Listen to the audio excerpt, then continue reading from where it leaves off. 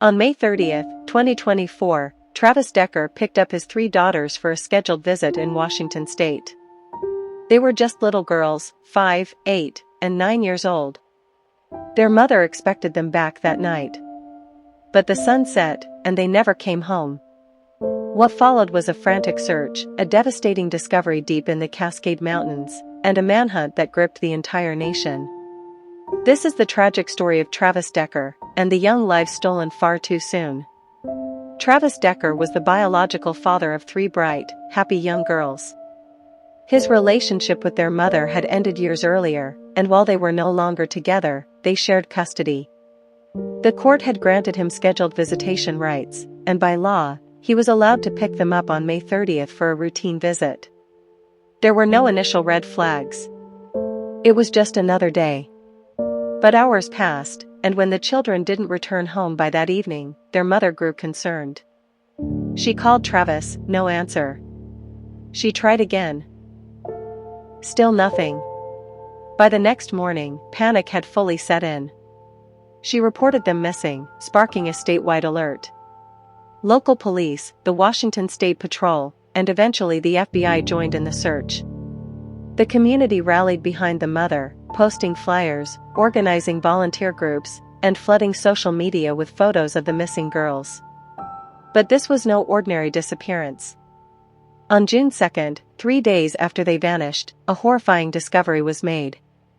Deep within the wilderness of the Cascade Mountains, over 10 miles from the nearest road, investigators found a remote campsite. Inside were the lifeless bodies of all three girls.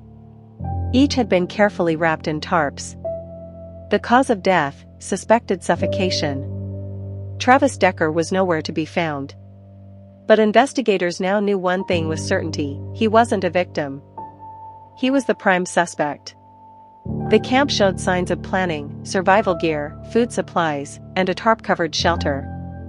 This wasn't a desperate act. It looked calculated. And it became clear to police that Travis had likely prepared this campsite in advance. The question everyone was asking: why? Authorities launched a full-scale manhunt. Search teams combed the rugged backcountry, helicopters scanned from above, and trail cameras were deployed in known hiking areas. The story made national news. A $20,000 reward was offered for information leading to his capture. As the search stretched into its 5th day, many feared he might never be found. Some speculated he'd taken his own life. Others worried he might flee the state, or worse, hurt someone else. But on June 5, 2024, Travis Decker was spotted near Colchuck Lake, a remote area within the Alpine Lakes wilderness. He was taken into custody without incident. Dirty, disheveled, and reportedly silent, he didn't resist. Authorities say he had basic survival gear with him, just enough to last a few more days. Back in court, Travis was officially charged with 3 counts of first degree. As the legal process began, attention turned to the motive. What would drive a father to murder his own children? Reports suggest that Travis had a documented history of mental health struggles. There were whispers of past domestic conflicts, custody battles, and emotional instability. But so far, no single clear motive has been confirmed publicly.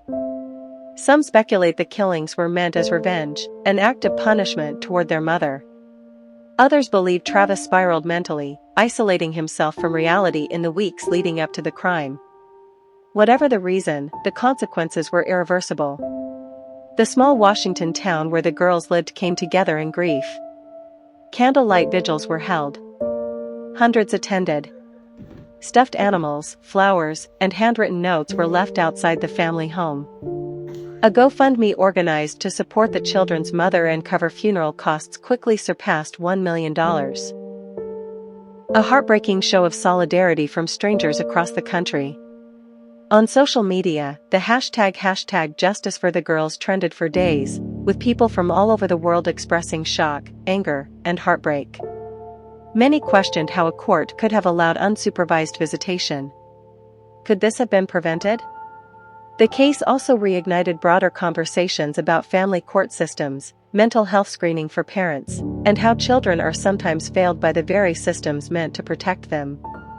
As Travis Decker awaits trial, the community is left grappling with impossible questions. What signs were missed? What more could have been done?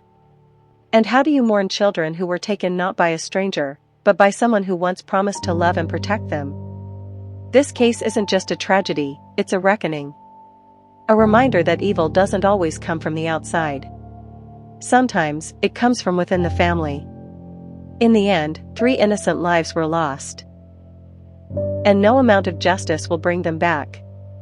But by telling their story, we can honor them and demand better protection for the next child who finds themselves in harm's way.